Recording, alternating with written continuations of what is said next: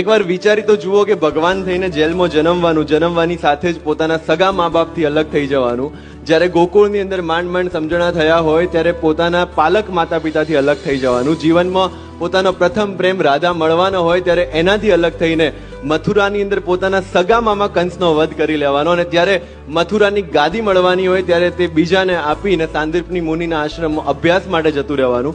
એ અભ્યાસ પૂર્ણ કરીને જ્યારે સોનાની નગરી દ્વારકા વસાવી અને શાસન કરવાનો સમય આવે ત્યારે એ જ દ્વારકા બલરામને આપીને હસ્તિનાપુરની અંદર જે મહાભારતની શરૂઆત થઈ રહી છે ત્યારે કુરુક્ષેત્રમાં પહોંચી જવાનું. કુરુક્ષેત્રની અંદર પોતાના જ બનાવેલા માનવીઓને એકબીજાનો સંહાર કરતા જોઈને ધર્મની સ્થાપના કરવાની, અને ધર્મની સ્થાપના કર્યા પછી પણ હસતા મોઢે ગાંધારીનો શ્રાપ લેવાનો, અને એ શ્રાપ લીધા પછી પોતાના જ યાદવોને એકબીજાનો વિનાશ કરતા જોવાનો, અને છેલ્લે પોતે ભગવાન હોવા છતાં પણ એક પારધીના તીરથી સામાન્ય માણસની જેમ મૃત્યુને પ્રાપ્ત કરવાનો.